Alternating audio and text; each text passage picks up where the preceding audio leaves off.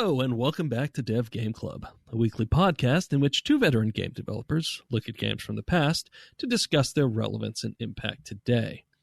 I'm Brett Duville, and I'm joined as always by my co-host, a man who is going to just try and run and turn in this one quest real quick before the server scheduled maintenance. Tim Longo. Oh, yeah. Yep. Every Tuesday. Yep. Just one more quest turn in is always. Just one more before bed. No, yeah. Really, honey. No, really. One more before bed. Yeah. We, of course, are turning to a new game this week. And before we do that and go into that whole deep rabbit hole, I want to say we got a lot of very positive reception for our Romero interview from last week, which was pretty fantastic for us. Mm-hmm. So, really enjoyed having John on. I thank him again for taking the time because he can go on. We scheduled it for an hour. We started a little late because we were talking just the three of us, beforehand, and then he went for a solid hour and 40 minutes. So that was pretty special and a lot of fun for us. So yeah, big props to John. Yep. And yeah, thanks for the response too. I'm glad thanks for getting him on. Thanks for making it happen. Yeah, he's a busy dude. He is a very busy person. He's always off somewhere else, and he's really promoting game design kind of everywhere he can. He had come fairly recently, I think, from Brazil, we said, and then of course he's in Ireland, so there are time difference besides, and I know he was headed somewhere else pretty soon after we were talking to him. He'd just come from a fairly long trip, so he's a hard guy to get a hold of, and it was really good speaking with him. But sounds like he still does. He also does tech related speaking. Yes, didn't you say that? Where does programming centric stuff and as well as talking to companies and things like that. But yeah, he's I've seen him give talks about programming and design and all that sort of stuff. So it is he's a lot of fun to listen to and learn from. So yeah, great to have him on. A real good get for us. Let us now turn to our new game, which is of course a game you've played, I don't know, 2-3 hours of in the past, something like that. Yeah, adding a few zeros, maybe 3. My original intro was like a man who's certainly not going to tell his wife what his /played is. That was the other way I was going to go with that. Yeah. But this is World of Warcraft, also known as Tim's 15-year addiction. So this is an intervention. After this podcast, you'll never be able to play it again. That's right. That's the rule for the podcast. Is we're playing these games for the last time, and then we can play them again after us, and then we move on. Yep, I'm preparing myself for that moment. That's why I suggested we play this differently and kind of stretch it out over. Just stretch it out over 10 years. We'll just return to it annually. So, it came out in 2004, which was one of those good years. It's actually one of the bookend years for my LucasArts career. We were very busy this year, even though Republic Commando, I guess, technically came out in 2005. For me, it came out in 2004 because for me, it ended on December 22nd or whatever that year, 21st, 22nd, something like that, which was my last day at LucasArts. And for you, it would have ended a little bit before that, a couple weeks before that, something like that. But it did not actually come out for another few months while they figured out where they wanted it to come out on the LucasArts schedule. But 2004 is a pretty good year. You want to throw out some of those games? Yeah, did I miss any is this the latest game that we've played for the podcast? When was God of War? It is. I will check. Oh, that might be the same year, actually. I didn't see it on the list, though. But it might be 2005. Shadow of the Colossus was the other one that I knew was pretty late. So we're kind of getting up into our kind of boundary of time. But yeah, so in this year we had things like a little game called Half-Life 2, which we did do a bonus episode of when we played Half-Life 1. Doom 3, which is semi-relevant based on recent series. We have Metal Gear God of War Solid. was 2005, so you're right. What's that? God of War was 2005, so you're right. Okay, yeah. So and then and I think so was Colossus. Yep. Yeah. So those So we haven't gone past 2005 yet. So we're kind of still in the ballpark. Doom 3, Metal Gear Solid 3, are some of the notable ones. You mentioned Fable as well. Yeah, and Halo 2. Halo 2, yep. A couple games that... so Doom 3, you already mentioned. That was an influential game for us for Republic Commando because of its mood and lighting. Far Cry was a game we played as well. I'm not sure that one was quite as influential for us. Though Chronicles of Riddick was, because of its sort of character that was embodied in the world and had the sort of some paired animations and things like that to interact with the world, was kind of something that we had taken from that game a little bit. Katamari Damacy, which is kind of a weird off the wall sort of game, and also Vampire the Masquerade Bloodlines. I just had no idea that was so long. So early. Yeah. I think I want to say that was the first Source licensed game. Source 2 engine or whatever the Half-Life 2 was running on. Yeah, I think you're right. And that's Troika, which we had 2 of the 3 Troika founders on the podcast. That's right. And Tim and Leonard. And they just had a game come out themselves that's doing quite well. That's right. A game that they joined up when we interviewed them. They had just joined up to be working on that game. Mm-hmm. In the outer worlds, yeah. Yep. So it's pretty wild. Yep. Yeah, so things are still what's old is new again. What was the other one I was going to mention? San Andreas. You were going to say the EverQuest expansions and EverQuest 2 both came out this year. Yeah, that was going to get to that one next, but I wanted to mention San Andreas as well because we did play, GTA 3. The very interesting thing about this year, and like Brett said, we were very busy ourselves, but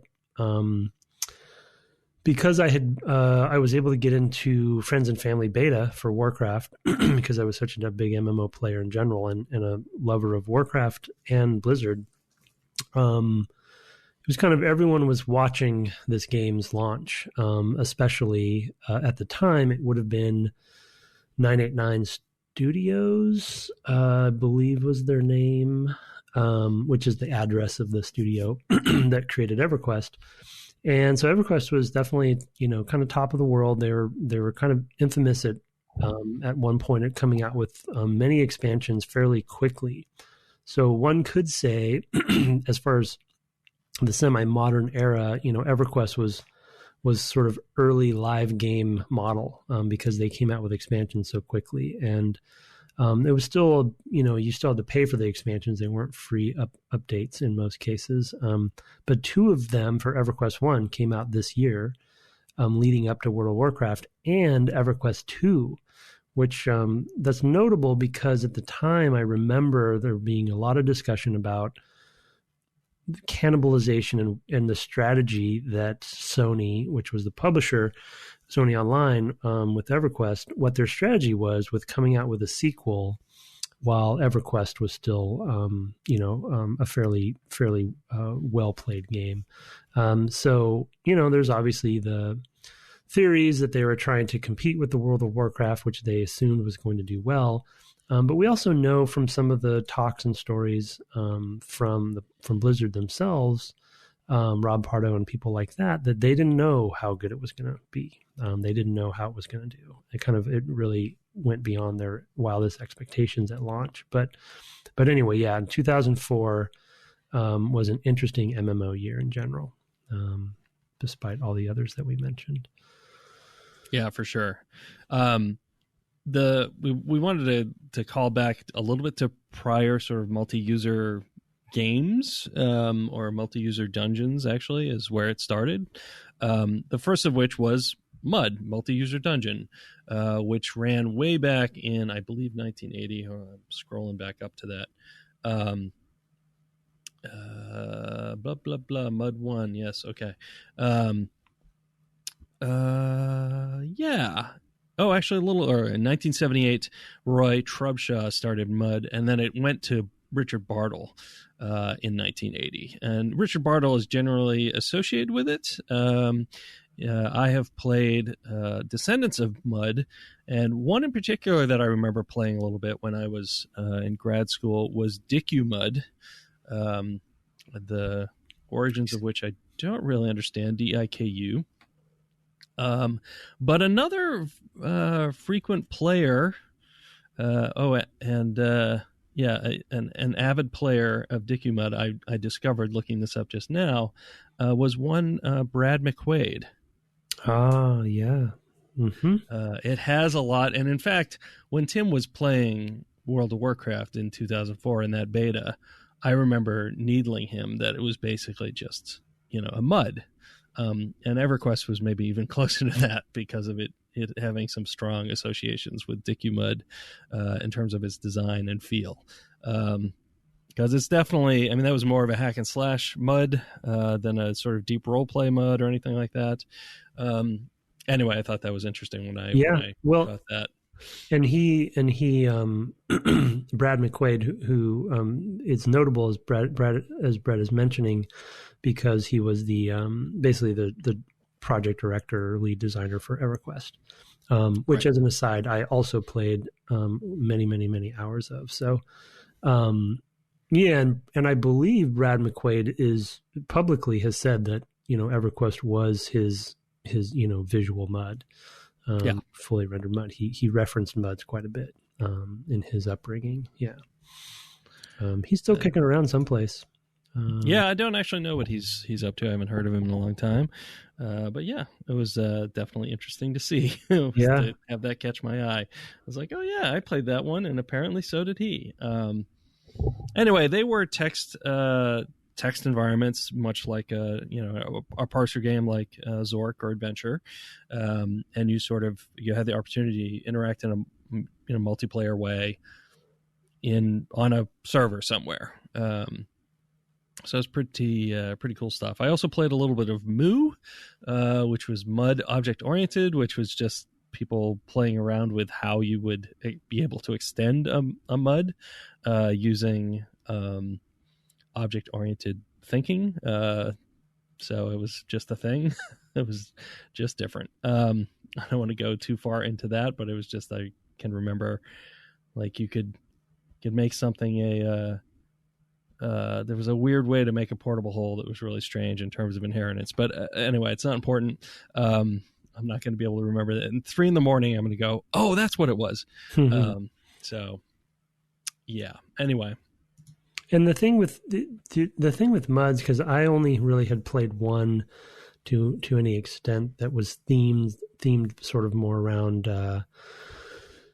turn of the previous century kind of cosmic horror-y kind of stuff that took place in the Barbary Coast, sort of around San Francisco. So it was a very specific theme. Wasn't there sort of a thing with muds where there was some sort of base kernel that people would use, and then they would theme theme based on various, there's probably sci-fi one. There's probably everything under the sun. There was everything under the sun. I actually want to pipe in here because while you were talking, I was looking up Brad McQuaid to see where he was lately. And I have some sad news. He passed away literally yesterday. What? Yeah, he passed away. He was working on something called Pantheon, an MMO that I'm not familiar with. Okay, I do. That rings a bell. But yeah, apparently he just passed away last night. No details immediately obvious. But yeah, what a sad moment. Yeah, holy cow. That is crazy. Yeah, that's sad. Oh. Yeah, sad and young as well. He can't have been that much older than the two of us, I wouldn't think. But. No. Oh, that's terrible. Wow. Okay. Yeah, I hadn't seen that in the news. Must have just, yeah. Okay. Well, yeah, so. Yeah, sorry, I took the wind out of your sails there. I'm flabbergasted how weird that we were just talking about him, and then you looked that up. I don't know. That's tragic. I do remember Pantheon. Is that what it's called? Yeah. I believe that they've been working on that for quite a long time. And he, I mean, I guess especially because of that news, I think it is worth mentioning that he's one of the cornerstones of the MMO design and leadership community. You know, I mean, he really was a trailblazer. I'm forgetting the name of the second game that he did after Saga of Heroes. Okay, yeah, which was a much. I'd played a little bit of that, much deeper. Like he went very, very deep from a design perspective on that second one, in some cool ways, but not very user friendly. Ironically, he sort of went the opposite direction that World of Warcraft went, and then and he kind of did a few things after that. But Pantheon, I remember they must have been working on that for many years. But man. Yeah, it sounds like it was a Kickstarter funded game from 2014, so it definitely was in development for quite some time. Yeah, but wow, that's sad news, and to be talking about EverQuest at this moment. Yeah. Wow. Well, I guess on the mud front, I was just asking you about sort of how people would theme right. Yeah. So one of the things about a lot of games that were on the, on servers was that they were often shared around a source, because servers all had different operating systems or things like that, and so you actually you got the source and then you compiled the source, much like Linux kernels or something like that. It definitely comes from that kind of history, where source code is available, like it's just a different kind of aesthetic, and that meant that people could go in and do whatever they wanted with the text, and often I never programmed the mud, so I'm just kind of doing this off the cuff, but basically they had files with entries in them, and how you got those entries and things like that. So there were ways to actually, if you had, and in fact I think in many cases you could actually do it from within the mud itself if you had, basically administrative rights, whatever that was. I never really got into that side of it. I was just curious to play them. Yeah. I had enough programming and development as a grad student that I did not want to do that. But yeah, it was it was a whole thing. And they really did take tons and tons of different sorts of theming, and there were even graphical muds. I mentioned Habitat to you on pre-show, and that was effectively a graphical skin on top of a mud. Habitat was a LucasArts sort of environment for a sort of multi-user dungeon that was a 1985 release, I guess. I don't know if it was a release, but it was a thing. But that was Randy Farmer and Chip Morningstar for would have been Lucasfilm Games still at the time, not yet LucasArts, which was ahead of its time. And that's pretty much the end of my mud knowledge. It's been a long time. Yeah. And although I had friends who dabbled in them a lot more than I did, I kind of got in and did some, like DQ-Mud hack and slash type stuff, and then pretty much moved on. Though I did enjoy, role playing, like chat rooms and things like that on the internet at the time as well. So, which were really just rooms, just chat rooms more than anything else, without any structured play. But then from there comes, Meridian 59, with which we have a particular connection, and EverQuest and Ultima Online, Dark Age of Camelot, Asheron's Call. I'm trying to remember other ones of the same time. You want to kind of take us into that history? Yeah. So I think Meridian 59, I forget sort of the order of operations there, but Ultima Online is the first one that I would come to.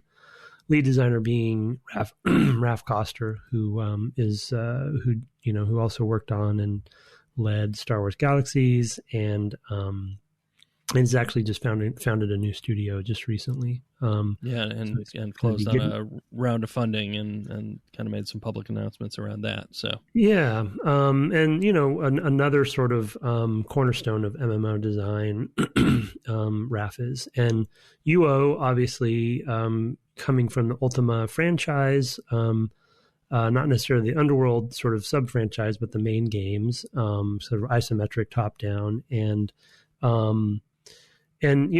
definitely riffing off of the MUD / early MMO years, which I played as well. But it was, it had a lot of similar systems, but it was graphically much different. And I believe primarily, other than in towns, it was a PvP experience as well. So you were vulnerable when you were adventuring, which was, to be honest, a frustration of mine. And why I think it didn't stick with me as long. But leading from there, the next notable one, which we've already talked about that I would mention, is EverQuest. And EverQuest basically took UO and MUDs and made it 3D engine with polygonal characters and full zones, i.e. levels that you're running through connected to cities, et cetera, with dungeons, and brought some of that same structure to bear. It was really, for a lot of people, for me specifically, and a lot of my friends and people that would eventually go on to play WoW, EverQuest was really the sweet spot, because it did have some PvP, but it was largely focused on PvE. And it allowed players to, kind of play at their own pace, and not have that threat, which I'm mentioning that because I think it's actually a pretty significant decision that they made to make it sort of, I don't want to say accessible, but just a friendlier place to play in such a, in a multiplayer environment. And that was Sony Online that was published. And a lot of the sort of structure and moment-to-moment decisions that WoW made was definitely influenced by EverQuest specifically. And I think the reason that I want to mention EverQuest is we'll probably refer back to it quite a bit throughout this series, because I specifically will be comparing the two often based on decisions that Blizzard made in the way that they often do and did at the time, in the way that they would make something more user-friendly and just more sort of polished. EverQuest was definitely an unpolished gem in a lot of ways, and there was a lot of stuff you had to put up with to play EverQuest that was not fun, and just a pain. And Blizzard looked at all of those things and basically found their solution to a lot of them. So we'll go through those.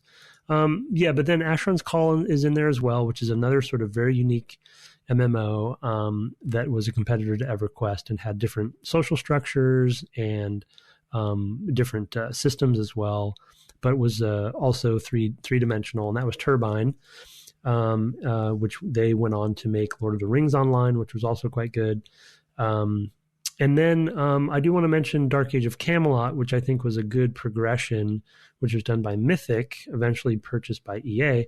And Dark Age of Camelot was another sort of good iteration from EverQuest and Asheron's Call, both socially, both PvP and PvE, and sort of lore, because it was based on sort of terrestrial mythology and stuff. So that was kind of neat.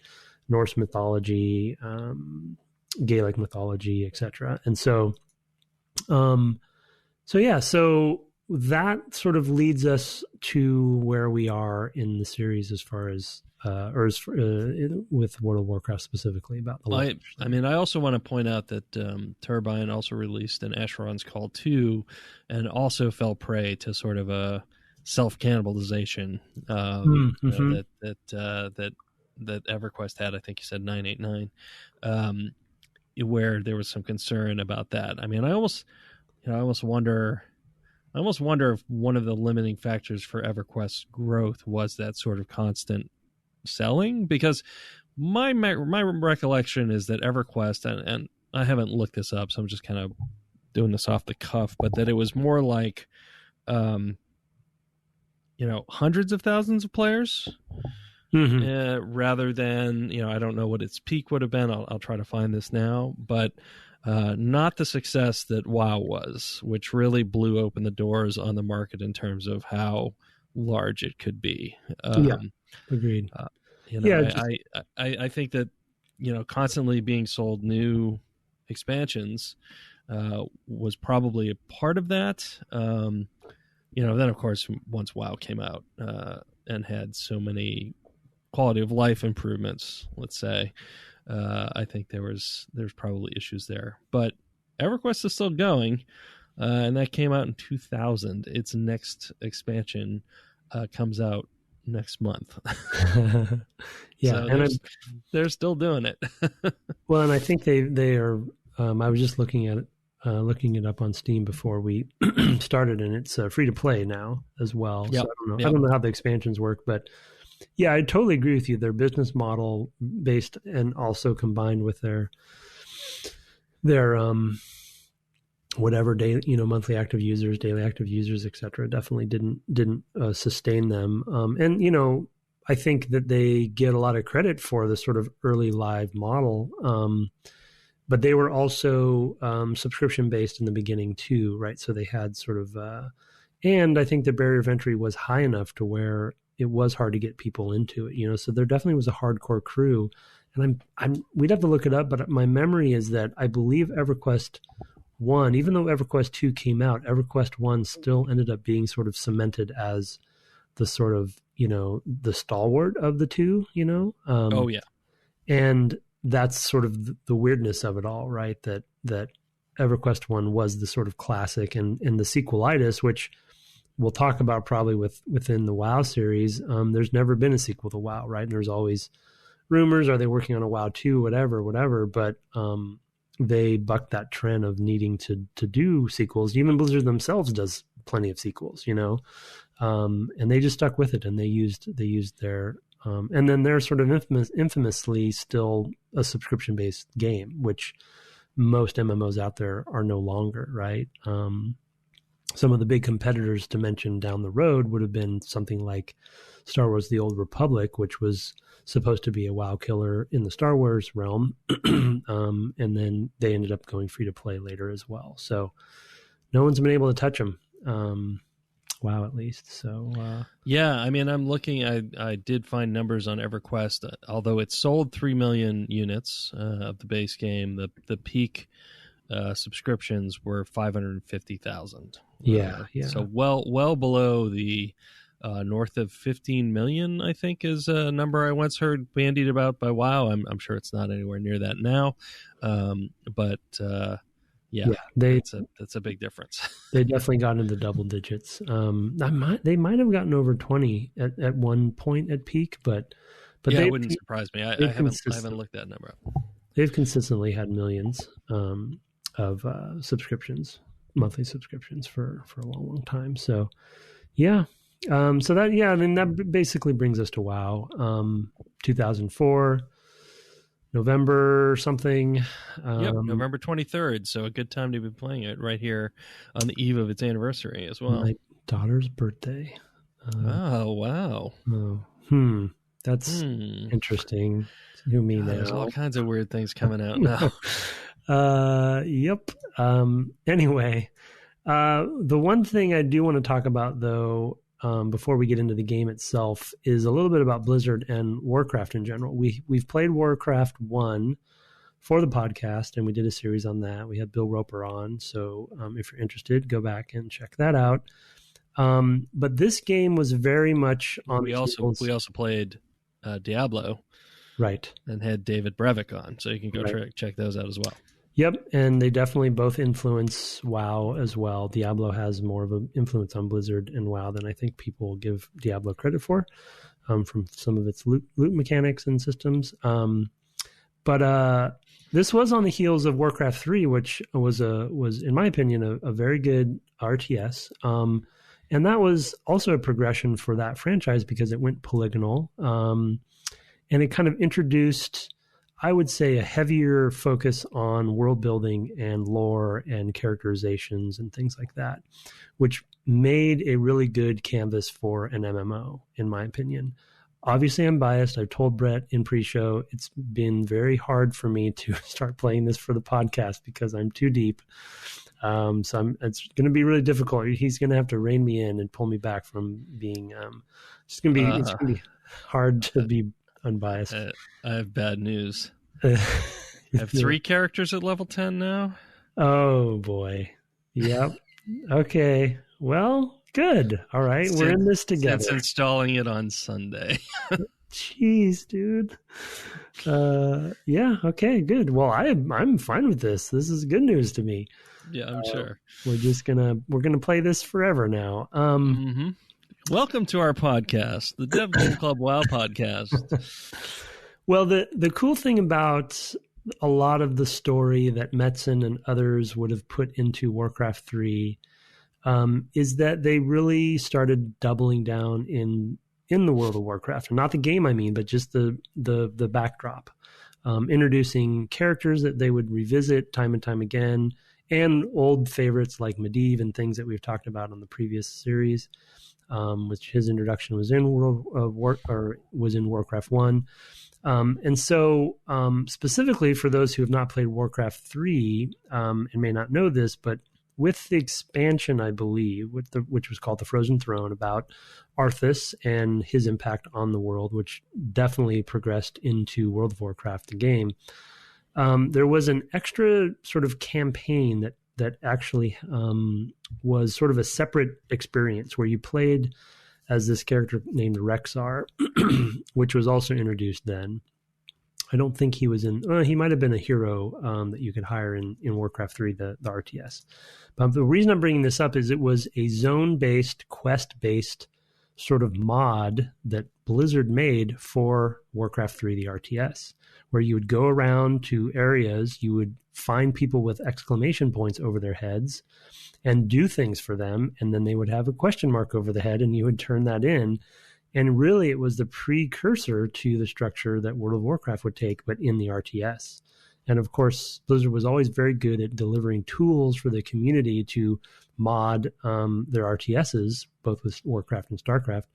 And so this was something that they probably were easily able to do themselves. Yeah. But it felt like you're playing this little RPG.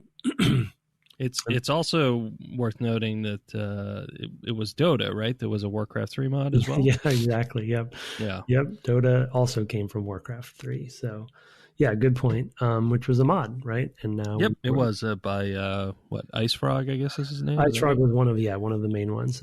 Also, one of the main ones started Riot. A couple of the main folks there. So. Oh, okay. I didn't know that. Yeah, they were in the mod community for the original Dota as well. A bit of controversy we might talk about someday revolving around Ice Frog and those guys and Riot's Genesis and stuff. But anyway, so it's interesting for anyone who hadn't played that. There's basically a mini World of Warcraft at the end of Warcraft 3. So you can kind of see them experimenting, kind of the way Nintendo does, where they release things that they're experimenting with and then they come out in sort of the main game or the next game in a bigger way. And that leads us to, World of Warcraft. Again, I can talk about this all day long. Oh, I'm well aware. Let's start off by just kind of setting the scene for where we're playing. You had been primarily a Horde player in the past. Yeah. As was I, because you were. Because I was playing, from my perspective, to just kind of tell people. So one of the things that happened is that it came out in November, but then in December and for most of January, you couldn't get it anymore because they were selling so well. They were not able to put up servers fast enough to meet demand. You remember that? They actually took it off the shelves for a period of, I want to say like 6 weeks. And so that they could get the servers more stable to build, they had tons and tons of people who wanted to play their game and you couldn't get it because they literally pulled it from the shelves to prevent there being, any more server instability and things like that because it was a bigger success at launch even than I think that they anticipated. It's probably true that no MMO has a perfect launch, but WoW did pretty well, in particular because they had such a strong beta. So I actually, in the month of January, was off, having just moved to Maryland and not starting my next job until February. I thought, well, I'll play some World of Warcraft, and could not. So instead, I think I played Half-Life 2 at that time, which was fine. Perfectly happy with that. But as soon as I had an opportunity, I did start playing World of Warcraft as an opportunity to keep in touch with my buddies on the West Coast, because I had moved to Maryland, where I still live. So that was part of how I got in at the time, and started playing as my Tauren. Sorry, I had to think about that. Tauren Druid. That's right. I remember him. What was it? Do you remember the name? I think Tarambit. Yeah. All of my names are some anagram of I am Brett. Got it. That was Tarambit, I believe.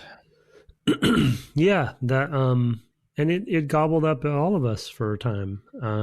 I also, because like we talked about, I had left and was in my forest phase, but had not yet started doing the ranger thing. So I had that winter, and it definitely was a lot of Warcraft going on.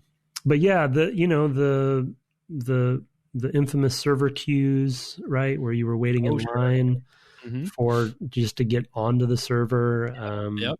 Brett mentioned the scheduled maintenances, that were weekly, that were even more common and more regular than EverQuest had been, in a good way, because it just meant that Warcraft was, or that Blizzard was supporting the game very heavily. But they were definitely blown away by the reception and couldn't keep up. So it was kind of unprecedented to take it off the shelves, like Brett said. But they were subscription based, right? Selling copies was not their thing. And so literally reading off the wiki here, but you asked about some numbers, but I'll just throw these out here.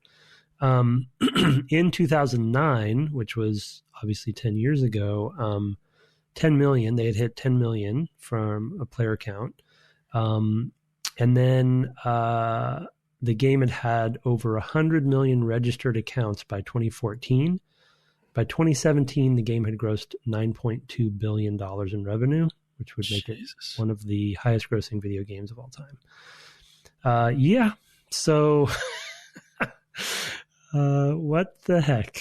That's a lot. Wow. Yeah. Okay. And we're going to come back to this time and time again, because we're talking about numbers and, oh my gosh, those are so big and crazy.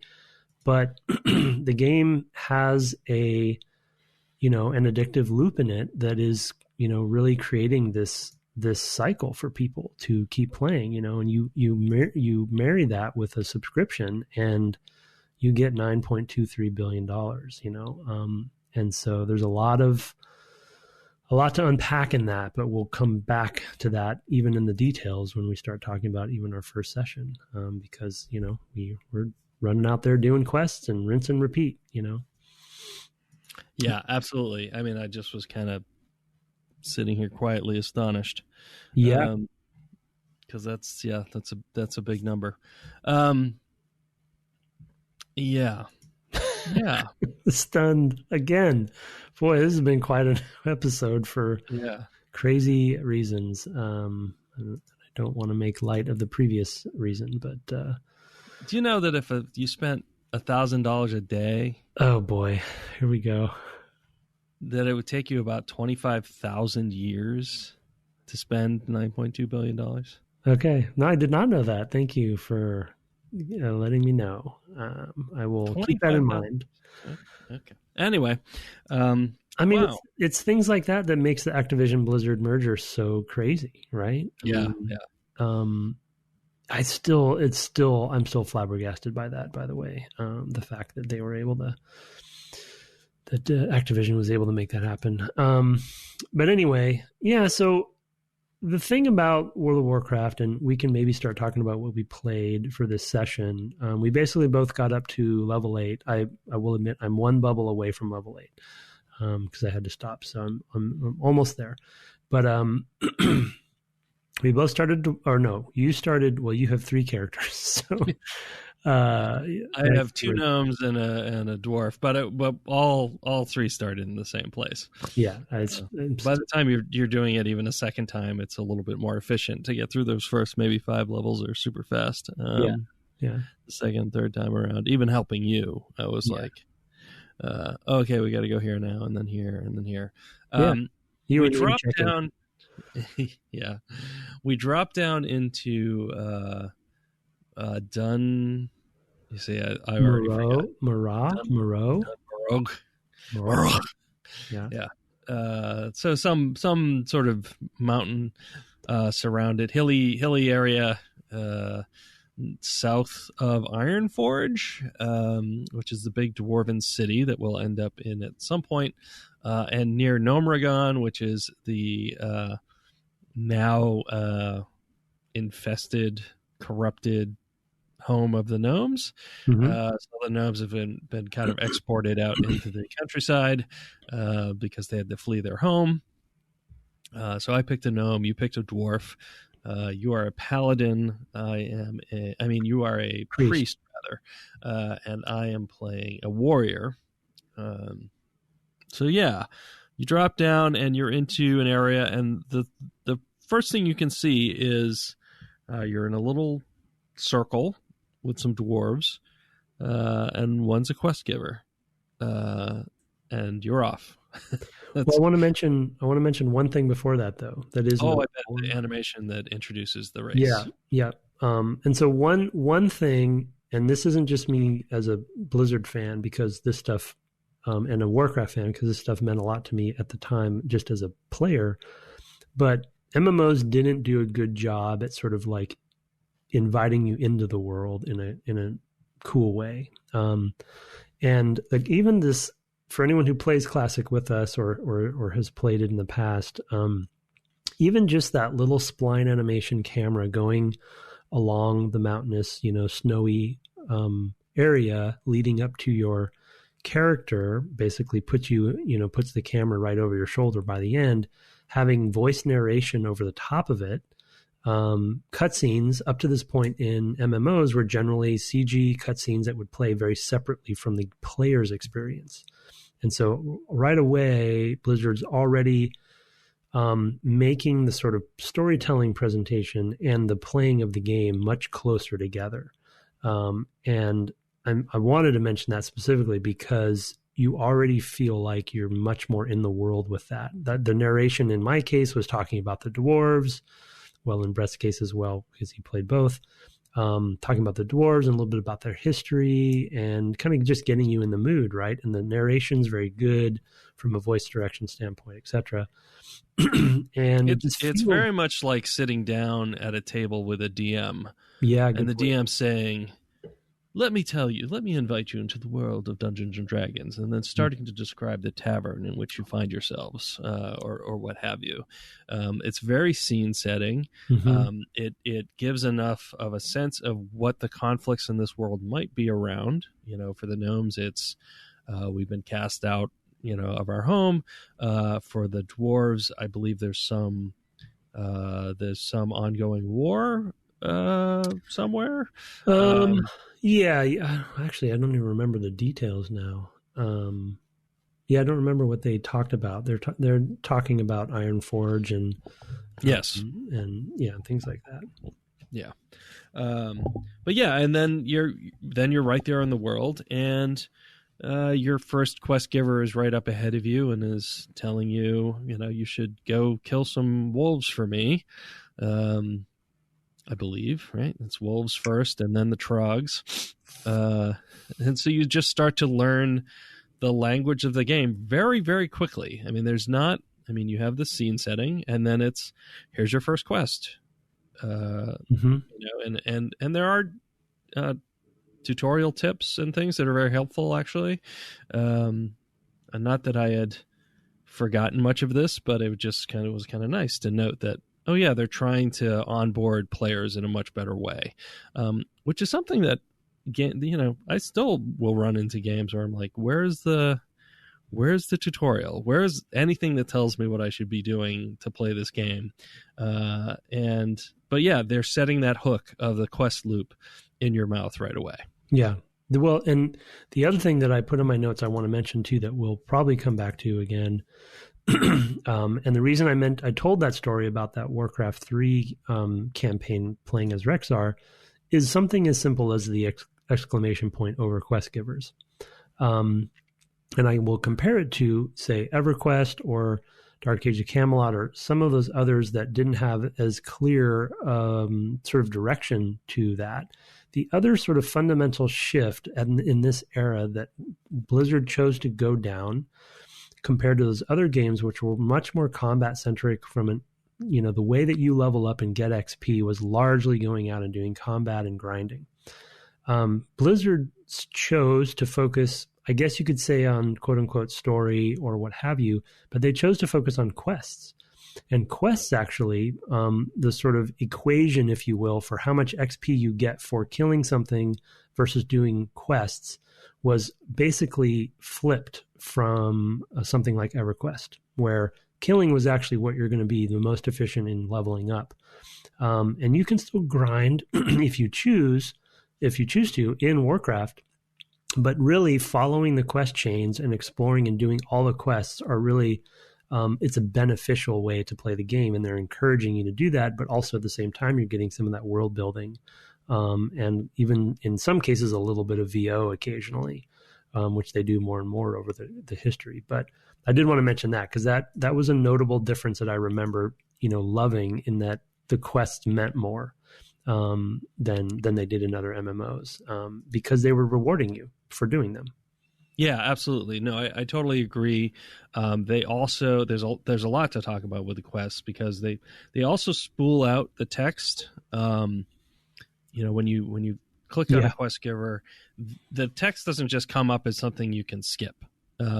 It comes out and it slowly prints like a JRPG, where it's like, oh, every line, maybe I can hold a button to make it go faster in a JRPG, but here it's like, as the person says hello or whatever they're saying, in some cases they say quite a lot, they'll start, it just kind of is there ticking away, and I guess you could ignore it, but it's the only thing to look at now while you wait for it to be delivered. If you walk away, you can't get the quest. You have to wait till the thing actually gets down to the bottom. You hit accept, I guess, when you're given a quest. So they're doing lots of little things to be like, no, the story is important. The text that happens in these boxes is important. It's an important part of how we expect you to interact with this game. You're going to have to read some, and that's front and center. It's right there in that very first interaction, or what for most people I would expect is the first interaction. So that's also really interesting. And then I thought the quest layout of the first 5 or 6 quests is really quite good, in that it teaches you a number of things. It teaches you, sometimes you're going to have to go kind of back and forth. If you're a role-playing, a person who's played role-playing games, you're going to have seen that before. But also, sometimes quests aren't going to be accessible to you right away because you're not high enough level, or just returning different places. They use quests that are quite simple just to make sure you've gotten to a place. I had missed Anvilmar, had not noticed the building there because I turned around and went after the wolves and had not seen this kind of crucial building where you can get some training and things like that. You go in, there's all these trainers, and you can think, oh, what's a trainer about? So they're doing a lot of sort of very, what feels like it's very organic sorts of ways to discover the world and how the quest systems work and how you're going to kind of navigate the world and return, back to quest givers and things like that, but also to direct you to places and points of interest that you might have missed. It's just really well structured, and really kind of gentle in how it introduces you to something like that. Very, very different from other games of the time, I believe. Yeah, I mean, they fundamentally And there were definitely some gems, some little or breadcrumbs rather, in some of the previous games that probably influenced them. But they were the ones that really nailed and fundamentally rewrote the book on the sweet spot of quest design / sort of quest flow, zone / level design, and progression design all merged together. So if you're playing, if you're taking the cues from the quests largely, those are the things that are, as Brett said, are kind of leading you by the nose. You're going to basically explore everything they want you to explore, which also the map reveals over time with a nice little, sound when you find a new area, and it has a name, right, and gives it character. And before you know it, you've sort of seen this whole zone, and then you move to the next one, and they give you. But also, this whole time you're being rewarded with XP, you're leveling up, and the other thing, to kind of call back to my point about the 180 focus on quests versus just pure combat. Of course, that means that the design for the rewards also has to be wrapped into the quest design focus that they chose. And so a lot of the best rewards, or the critical rewards that you're going to want, the loot, if you will, is going to come for a long time until you get into dungeons and stuff, is going to come from quests. So it's another reason that you're going to want to do them. And when you get those quests in the log, you see what the reward is. And you're like, oh, cool. When I finish this, I'm going to get that. You can look at it. Yeah, that's a good point. And because you will find, like, for example, I think the first one is like some gloves.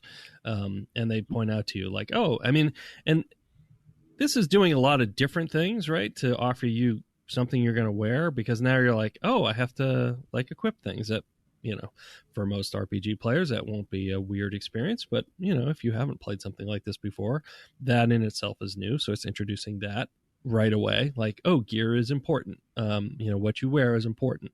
And then you will probably find some gross gloves, on some of the monsters you kill, and they'll be lousy compared to what you're going to get as a reward.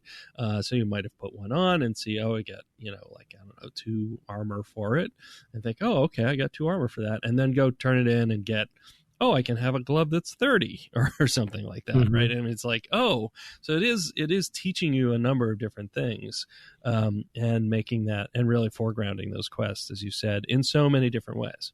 Yeah. I think the other thing that we take for granted now, and this is an example of what I meant earlier, where I'm having a hard time being objective because it's so natural to me. So I'm having to force myself to think back to sort of EverQuest as a touchstone.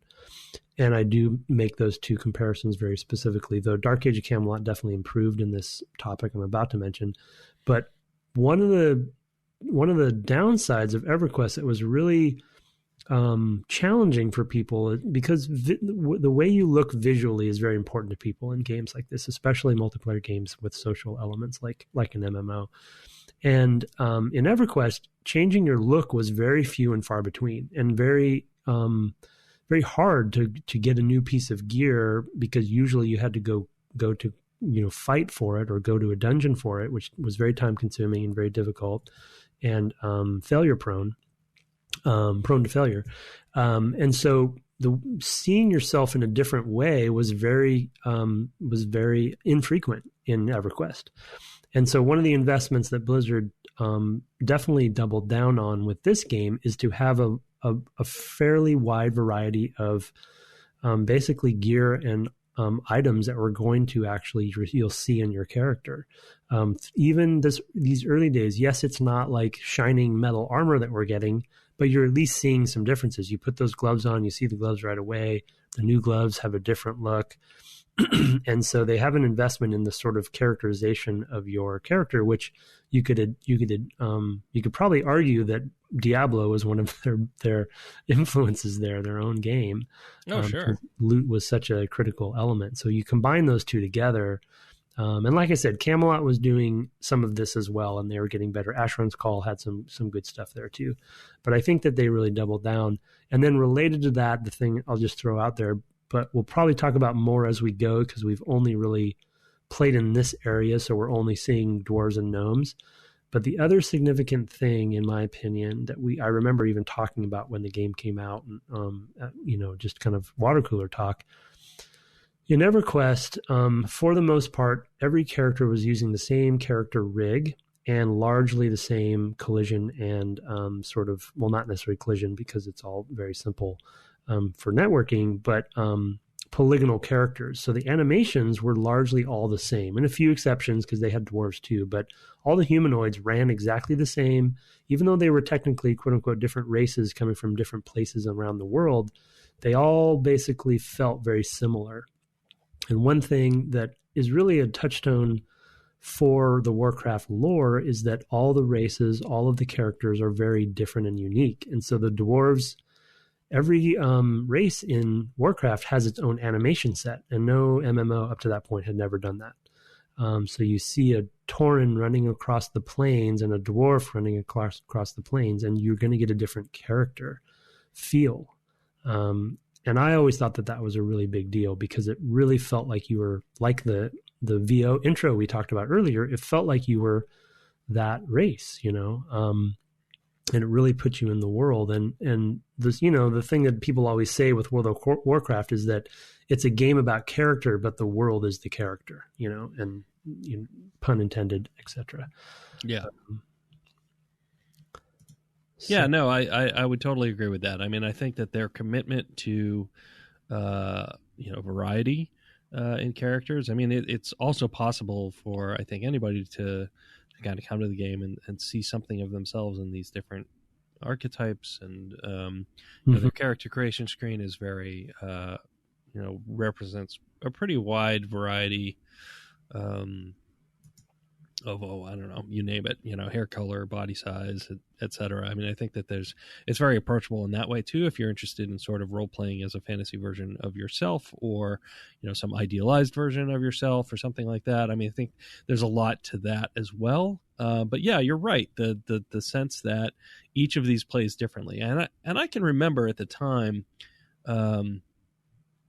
they really played that up because Blizzard has, for a long time, had a world-class in-house sort of pre-rendered cinematic they team. still do, yeah, and they had released a video, sort of the intro to the game. I don't know that it, I don't remember how it was originally used in game, if at all, or if it was just a teaser, but that showed all the different races doing their thing. I can remember in particular like a night elf druid that maybe she was running through the woods and she jumped off something and turned into a giant cat or whatever. Exactly, something like that. Yeah. I don't remember the particulars, but I do remember even your first look at what this game was aiming for was really leaning into those things and the differences between the races.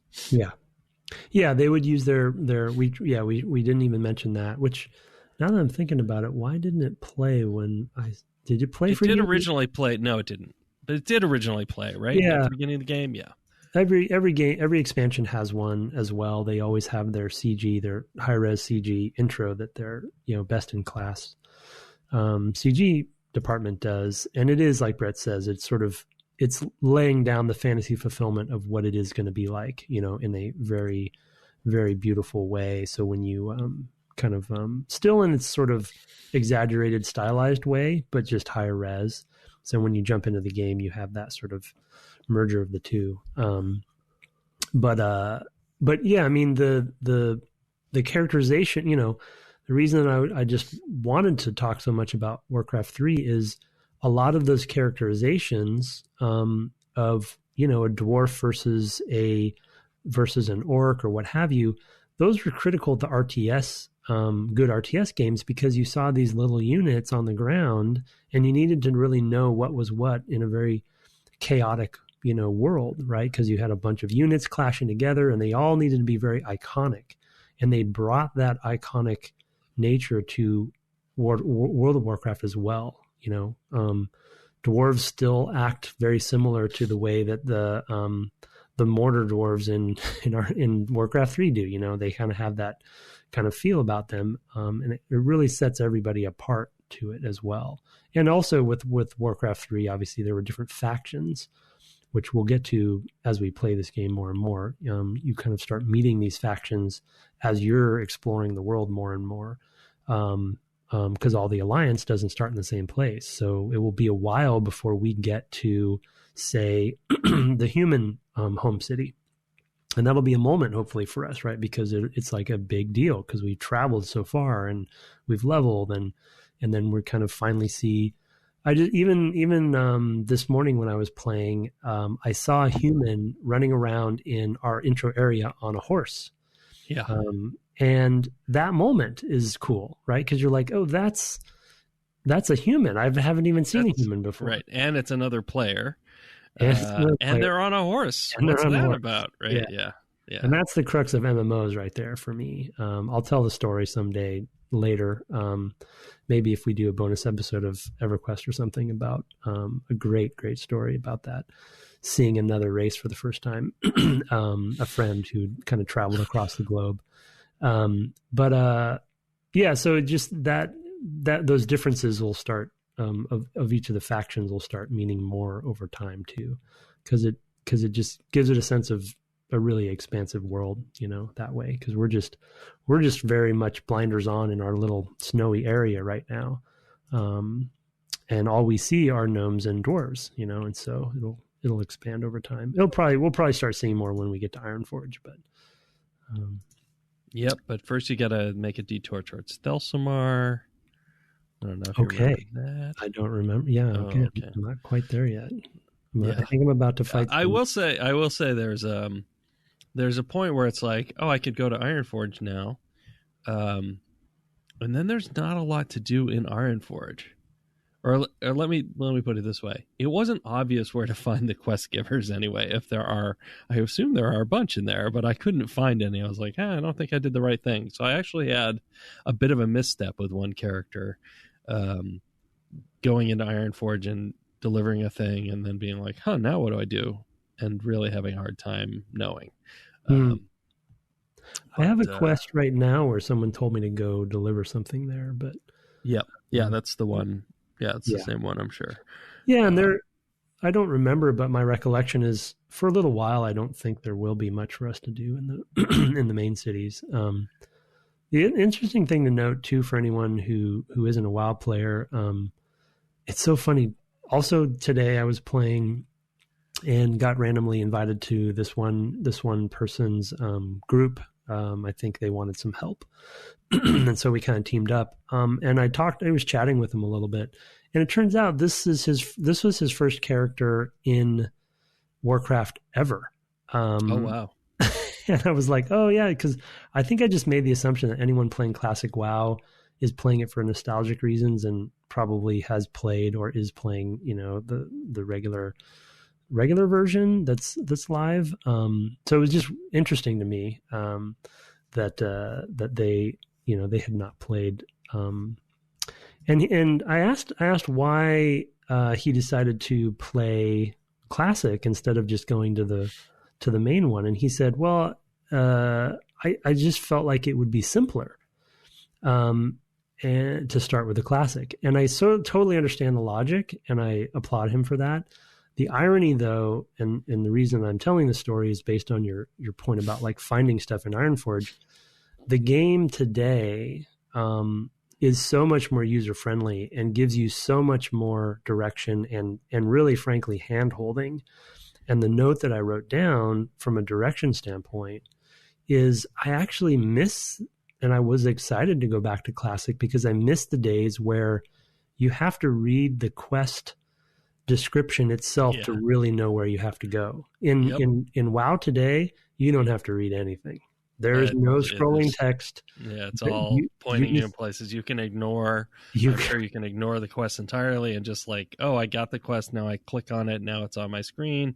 Oh yeah, and tracking it and all that stuff. Yeah, no, you just click accept and you just follow the arrow. You know what I mean? Yeah. So it's a much different game. So in a way, the user-friendly version that he might have been looking for is really the modern version, but there is some things that are missing. That Classic, I just have been giddy playing it because it's just, there is some nostalgia for me, but also it's just older school. It's old school, and they're just not holding your hand. And And I was like, where's this troll cave I got to go to? Oh, okay. It's the southwest. Okay. Blah, blah, blah. You know? Yeah, exactly. Yeah. Having to actually read the text. And there was a point at which I had to refer back to a thing several times because I was like, where am I supposed to go for this? Like there's a bridge and I have to go west. And then it's like, it's on the other bank, which, you know, I have a quibble with because lakes don't really have banks. Rivers have banks, but lakes, you don't say it's on the other bank of the lake. That's not what you say. All but right. whatever. Okay. You know, guy who wrote that quest. So it was very confusing. I was like, well, it should be on the other side of this river. This river's not very wide. I would think I'd be able to see it by now. And then I would go back to it and I'm like, oh, I see what they're saying. They're just bad at English. I got it. Okay. And then I found where I was going. But I had to go back to a thing several times. Like, I think I know what I'm supposed to be doing. Yeah, it's weird. It's not where I think it is. Yeah, so there was a lot of that. You know, a lot of like, oh, where am I turning this in again? You know, when quests are finished, when you get close enough, a quest turn-in spot will be marked on your mini-map. But in general, you just have to look and say, all right, who gave me this and where was that person? Yeah. And it will usually say return to, you know, so-and-so at the such and such. So, yeah, you got to suss it out, you know. And, you know, this will probably come up over time, but they did allow mods to happen, which ended up weirdly, the mods were actually fairly popular and a lot of people made mods for the game to improve some of this stuff. And then user interface mods, it should be pointed out. Sorry, because we were earlier talking about mods that added new gameplay, and you can't do that in a server client game. I'll talk about the technology, you know, behind how these sorts of things work, you know, in a future episode. Not probably the best thing for the first one. I actually have worked on an MMO, so I have some idea of how this stuff works. Yeah, but I can talk about it in kind of a high level way. Yeah, no, that's good. That's a good point. You should definitely do that. Yeah, I was just going to mention that from a direction standpoint, a lot of the things you see in modern WoW were basically kind of integrating things that modders were doing with the UI to improve things like quest direction and stuff that, you know, and like I said, it's a double-edged sword, and I kind of miss the days when it wasn't so handholdy. I could definitely remember, you know, going on a raid probably with you, you know, and having had to get several mods that were judged to be helpful so that you could coordinate, you know, something complicated, right? I mean, it was complicated, like a boss that was just hard. But it was easier if you could, you know, somebody could be yelling out orders, now everybody do this, you know, or whatever, and see more detail about state changes in the world, you know, whether that was health loss or whatever. It's definitely more, you know, if I think at one point I played that druid, I went in and had those mods. It was super helpful to be able to see like the health of all my compatriots, like up above their heads, kind of popping up, and, you know, being able to say, okay, this person's low, you know, I need to heal them as an off healer, as a druid. Yeah, it's a whole thing that definitely changed the game, and I think they did all that in Lua, as I recall. So, it's the modern era of the sort of direction and usability of the game is quite interesting, and and it makes me proud to be somebody who played vanilla WoW, i.e. classic WoW, as a main tank for our guild, doing, you know, 40 person raids back in the day when you didn't have all this, you know, this stuff handed to you. And yeah, I don't know if I want to go back to those days necessarily. Because it was a second job, but it definitely was, you know, we talk a lot about the sort of Dark Soulsification of games in various ways, and, you know, and really, you know, giving the player credit and letting players figure things out and really live that sort of pain, because the reward and the sense of gratification is so high. And they're really, I don't know, from as a player in my gaming career, downing, a boss in a 40-person raid back in those days, just being so difficult and taking so long to do. But when you do it, that sense of accomplishment is pretty amazing. So I only ever did it once. So well, it was. That's good. Yeah, no, I did it once. Which one was it? I don't remember. Was it Onyxia? I didn't do it with you. Oh. It was a dragon. Yeah. We did something. We did like a 5-man thing. We did 5-man, dungeons. Dungeons, yeah. Fairly frequently, but yeah, no, I guess, what'd you say the name of the dragon? Oh, Onyxia was a raid, so it may not have been that if it was a 5-man that you're thinking of. No. I mean, I did a 40-man once, just not with you. Oh, then it was Onyxia probably, which was that's a dragon. Big dragon in a big cave, okay. Circular cave. Yeah. I did. That's the one I did. Yeah, there you go. I did that as an off healer. So. Good work. All I really remember is the end and bringing down that dragon. But definitely, I got somebody whispered to me, "Hey, we're doing this." Oh, right. And I was like, "Oh, okay, yeah. I guess I've never done that. I should go do that." And thankfully, they knew what they were doing because I sure didn't. I remember getting something pretty good out of that, but some good pickup because they were really good about managing, who got what as well. So that was fun. Yeah, it was a well-run raid, I have to say. Well, and then eventually we'll have to start talking about grouping and stuff too, because back in those days, forming groups for dungeons and raids, was largely self-run, right? There weren't systems in place like there are now, so. They whispered you because they needed to fill the they did a search on the server who's in this zone with who's level whatever to come do this. Managed. Yeah. I'm sure I wasn't top of their list as a druid. I'm sure they wanted a priest, but no, druids, not too shabby too. But I will say for this, it's been fun to play this area. Like I said in pre-show, I'd played a dwarf way back in the day, but I don't remember exactly what era. But I think the zone design is quite good. It's the quest flows good, and there's a good little progression, a little bit of backstory with whether it be like the trogs or the trolls or whatever, and there's that great moment when you're leaving that first little valley, going through the is it Cold Ridge Pass or something like that? Yeah. Mm-hmm. And you just feel like you're growing up. You're leaving the little village. Yeah, and you're fighting your way through, that, and they're really the only way you can go, right? So you have to push forward, and you come out into a bigger area, and that's really that moment is really the name of the game, and I think why this game is so well designed for an MMO, because that feeling for me of going through that pass, through that cave, and coming out into a bigger area and finding a new town, that's the game. You just do that over and over and over again, but they just make it grander and grander, and you're leveling, and so this area I thought was really, really cool to play. And I think it's quite good. It's very tight, having now run through it 3 times. I was actually pretty pleased with it.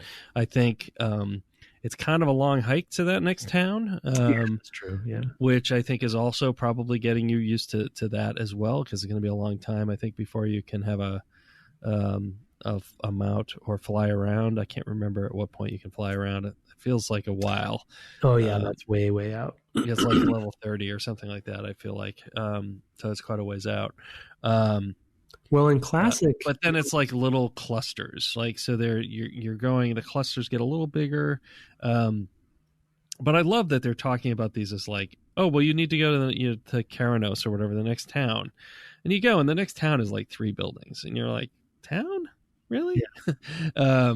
Because you've been at Anvilmar, which is basically a building, with a little circle of carriages outside, wagons or whatever, and then some people with tents, that are down the road a bit. You're like, huh, okay, and then you're going to kind of keep building. It's like, oh, and now you go to this town, and then it's like, oh, You can go to Thelsamar, where there's all these towers, and it's like, oh, okay, the scale's getting bigger. And at some point, you're going to go to Ironforge and be like, oh, wow, this is like, oh, look at all this stuff. Like, this is huge.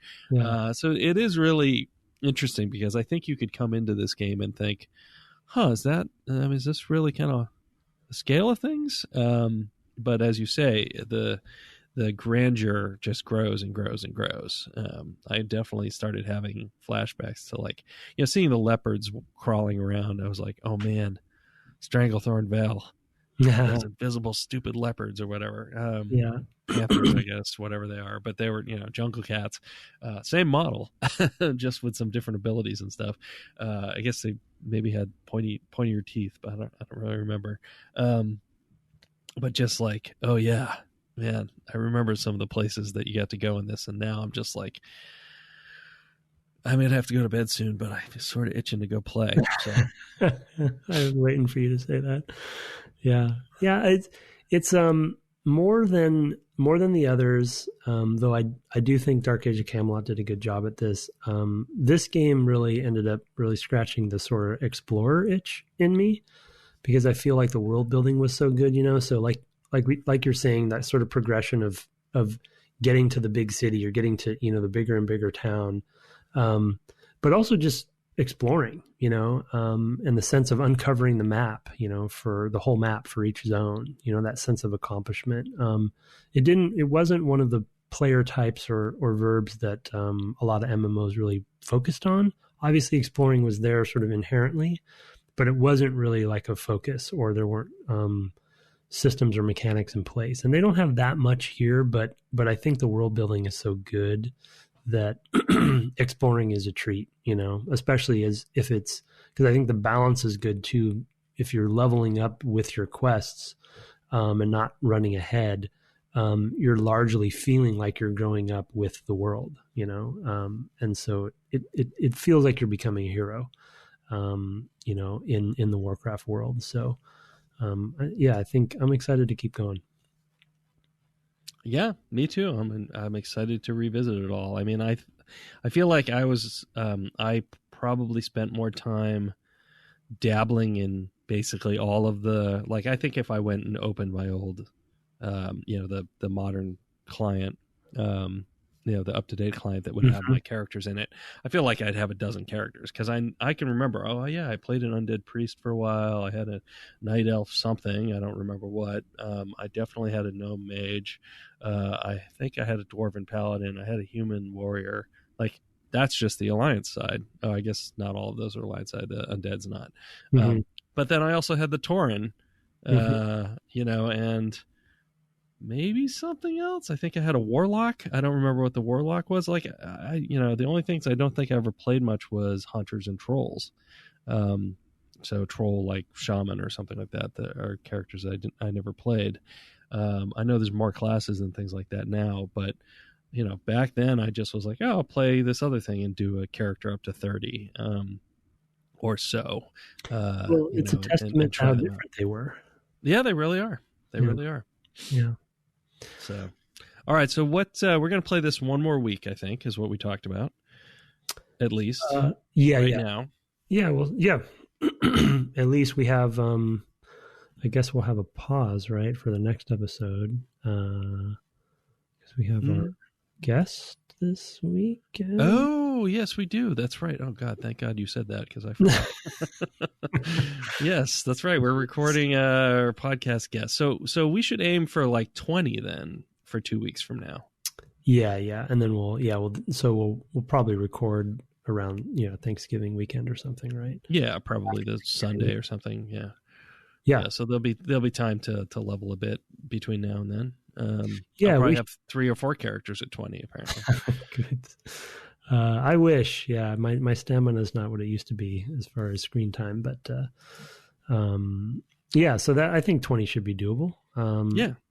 And we'll probably play a little bit together online as well over the weekend. Oh yeah, we got to coordinate that, and if people want to play with us, have you heard? Is anyone actually doing that? I have not heard of anyone doing it. I think we did have some email. We're not going to do any feedback tonight because Tim's got to go and I have to go to bed, as already mentioned. But But I do feel like we have some interest in folks who might jump in. So we'll see how it goes. Yeah. Okay. Yeah. But so we'll pause. We have a guest, crossing fingers for next episode, and then we'll get back to WoW the week after that.